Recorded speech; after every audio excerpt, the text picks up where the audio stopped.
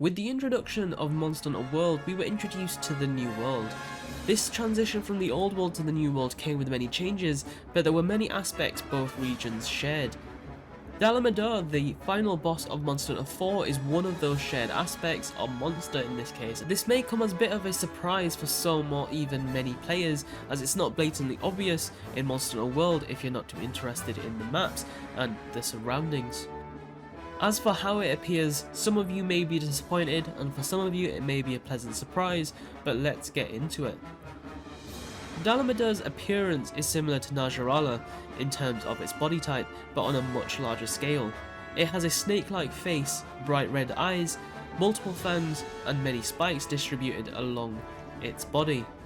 It has a pair of large clawed forearms with only remnants of hind legs being small spurs.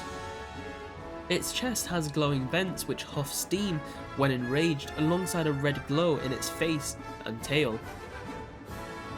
This monster was really well received when it debuted, and it's not a surprise as to why.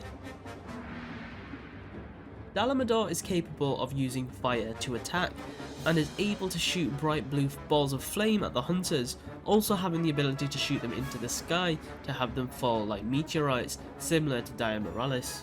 If the ability to fire fireballs and just in general shoot fire out of your mouth wasn't cool enough, the fact that it's blue only adds to its epic factor. The beast itself lives in the high peaks of the heavenly mountains that surround Cathar village. Its numerous hook-like spines help it to navigate such towering terrain, and this is evident in your battle against the massive monster. For some of you more observant veterans or keen Easter egg seekers, or maybe even both, you may have noticed this monster lurking in the background in Monster Hunter World. On the Rotten Vales map, you can see remnants of this monster's remains scattered throughout, which makes sense given the contextual lore around the map.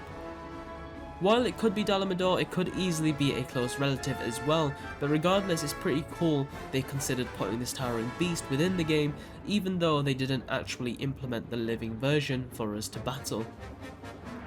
It would have been pretty awesome if they did go ahead with implementing the beast in its live fashion, but there is always the next console Monster Hunter title, which of course will be the next game that we get for the mainline series, and that is probably well underway to possibly deliver this encounter that I would assume is going to look beautiful in the style of Monster Hunter World, assuming they go down the same graphical path.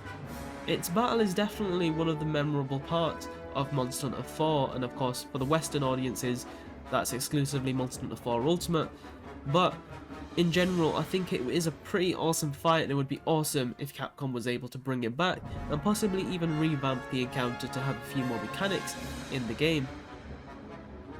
Let me know down below if you guys have fought this monster and if you noticed it was in Monster Hunter World to this small capacity, and whether or not you want it to return in a future Monster Hunter game.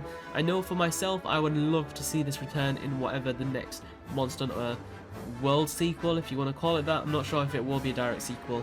Of course they could go either pathway to releasing the next game, but regardless, for Monster Hunter 6 I would love to see it.